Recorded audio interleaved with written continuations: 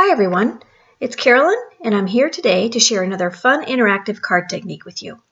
When I saw the totally awesome stamp set, I knew I wanted to figure out a way to pull down on a tab to make the frog jump up. So I set to work and discovered that I could modify the double slider card mechanism ever so slightly so that the frog would do what I wanted him to do. I have to say, I was pretty excited when I figured it all out, so I hope you all enjoy my little discovery and try it out yourself.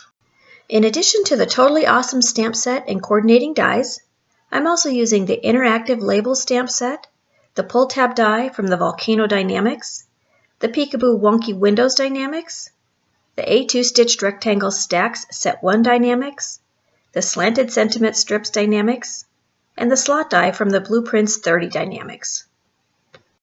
I also used some smooth white, Summer Splash, and Limelight cardstock, as well as some striped pattern paper from the Party Patterns 6x6 paper pack. Lastly, I used some acetate and some low-tack masking material.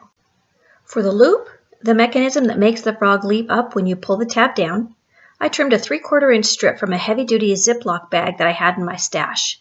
I've seen others use a grocery bag for the loop, but I wanted to use something a little more sturdy than that. A Ziploc bag worked perfectly. I trimmed a 4¼ inch by 5½ inch panel from the low-tack masking material, and I used the Peekaboo Wonky window die to cut an opening in the upper portion of the mask. I removed the center die cut and adhered the remaining frame to a 4¼ inch by 5½ inch panel of smooth white cardstock. My Score Buddy is a great second set of hands to help me align the mask with the cardstock panel. I used the bold Paisley stencil and some tumbled glass distress ink to lightly blend a droplet pattern into the exposed opening. Then I placed the Peekaboo Wonky window die back into the masked opening, wiggling it around a bit to make sure it is precisely in place. I tacked it into place with a piece of washi, and then ran it through my die cutting machine using a plate sandwich for embossing a wafer-thin die. I use Cuttlebug plates and an embossing pad in my Big Shot because that's what I'm most comfortable with, but you should check the instruction manual for your particular die cutting machine to figure out what the best plate sandwich is for your machine. I removed the die and then carefully removed the masking material. What you're left with is a beautifully embossed detail. It's my favorite way to add texture and interest to what would otherwise be a pretty plain focal area. Next, I'm using the slider channel die that's included in the totally awesome coordinating dies. I want my slider channel to be a bit longer than what the die provides, so I'll die cut it once, then move it down and die cut it a second time to provide me with the channel length that I like. This is a great way to stretch the dies that you have in your stash. Off camera, I'll die cut the ink blended panel as well as another 4¼ inch by 5½ inch smooth white panel using the A2 stitched rectangle STAX set 1 Die-namics. I've placed the ink blended panel on top of the other panel, and I'm marking the top and bottom of the channel opening onto the second panel with a pencil. This will help me with location when I set up my loop mechanism. But before I begin building the loop, I'm going to use the bold Paisley stencil and some tumbled glass distress ink to blend that droplet pattern in the area of the channel that will show through to the front. This is one way to slightly disguise the channel opening. I'm using the slot die from the Blueprints 30 Die-namics to help me build the loop mechanism. And like the slider channel on the front, I want the slot opening to be a bit larger than the die provides. So I'll repeat the steps from before to extend the length of the opening. My loop is 3/4 inches, so I want the slots to be slightly longer than 3/4 inches. And I'll need a slot at the top as well as a parallel slot at the bottom. I use my T-ruler to line them both up. Once my slots are created, I can slide the plastic strip through the slots and pull the excess to the back of the panel. I trim off the excess plastic with my scissors and adhere the two ends together with a piece of double-sided tape. Just to be sure that the two ends won't come apart, I add a small staple to help stabilize the connection. After all, you don't want the recipient of your card to pull on the tab and have it all fall apart right before your eyes. My Tim Holtz mini stapler is the perfect answer to this problem. Off camera, I die cut the pull tab from some Limelight cardstock using the pull tab die from the Volcano Die-namics. I'm stamping the word pull from the interactive label stamp set at the bottom of the tab using some black licorice hybrid ink. And now I'm aligning the pull tab on the back of the loop panel so that the bottom of the pull tab extends beyond the panel about 1/4 inch.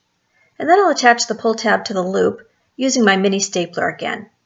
I put a couple of staples at the top of the tab and one in the center, just for good measure. I've also trimmed off the excess pull tab with my scissors.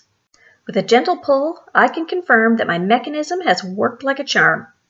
I've trimmed a strip of acetate to 1/4 inches, and I'll use this as a tab for my frog. I'll adhere it to the front of the loop at the bottom of the marked slider channel opening with a piece of double-sided tape. No need for staples on this one, since it won't be pulled at any point. I should mention that I want the tab to extend just beyond the marked slider channel opening and be adhered perpendicular to the loop. I've trimmed off the excess acetate with my scissors. To give the pull tab some added stability, I decided that I wanted to add some foam tape to both sides of the tab. This will help keep that pull tab from wiggling around when you pull on it. I've stamped the frog from the Totally Awesome stamp set onto some Copic-friendly cardstock using some black licorice hybrid ink, because I'll be coloring him later with my Copic markers. And while I have my Mini Misty out, I'm stamping the sentiment onto some Summer Splash cardstock using my favorite Sweet Tooth pigment ink. I've added some white heat embossing powder, and I'll heat emboss it off camera. I die cut both a sentiment and a strip from some patterned paper using the Slanted Sentiment Strip Die-namics, and I'm layering them together with some thin 3D foam squares. And now I get to color my cute little froggy friend with my Copic markers. I used YG03, YG06, and YG17 to color him, and I've sped up the camera to keep you from falling asleep. Everyone has better things to do than to watch me color, but I'm here to show the card from beginning to end in the hopes that you learn something along the way. I can't imagine you'll learn anything from my coloring skills, but a girl can always hope, right? I start with the lightest of the 3 greens, layer on some of the next darker color to create some shadows, add a bit of dark green for dimension, and blend all 3 with the first color. It's always kind of magical to me to see an image come to life as I add the color. To add a bit of whimsy to my frog, I adhere some googly eyes. I mean, come on, who doesn't love googly eyes? Now it's time to assemble a card.